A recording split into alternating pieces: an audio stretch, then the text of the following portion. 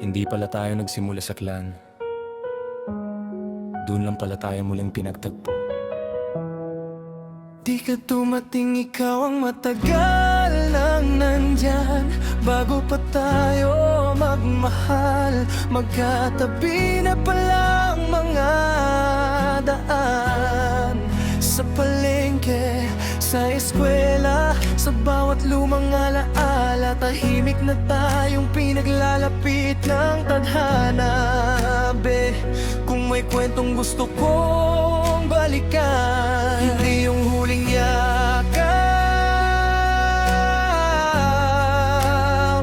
kundi yung unang pagkakataong hindi pa natin alam na tayo palang magiging tayo. Nagsimula sa clan, simpleng hi, simpleng kumusta.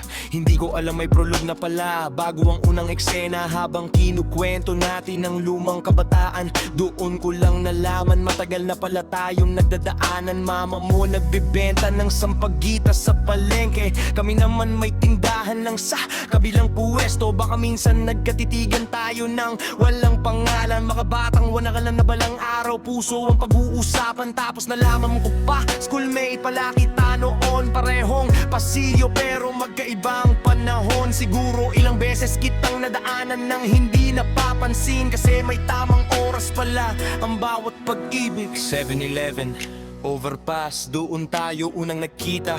Hindi ko alam, yun na pala ang araw na babaguhin mo ang mundo ko.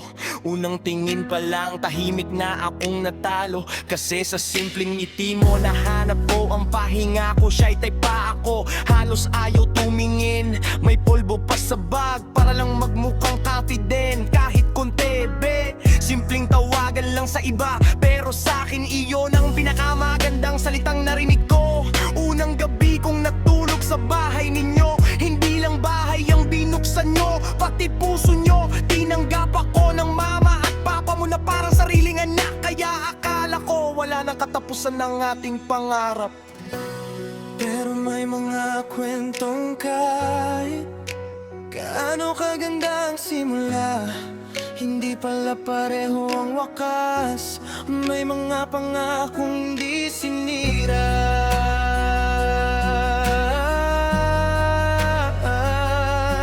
tinapos lang ng panahon.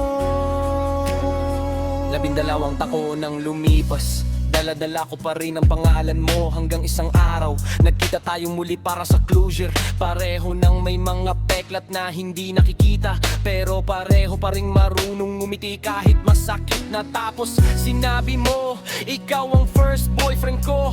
Biglang bumalik lahat-lahat ng tawanan, lahat ng iyakan, lahat ng be. Napaisip ako, kung alam ko lang noon na ako pala ang una mong minahal. Mas hahabaan ko sana ang bawat yakap, mas iingatan ko sana ang bawat tampuhan, mas mamahalin pa sana kita Habang nandyan ka,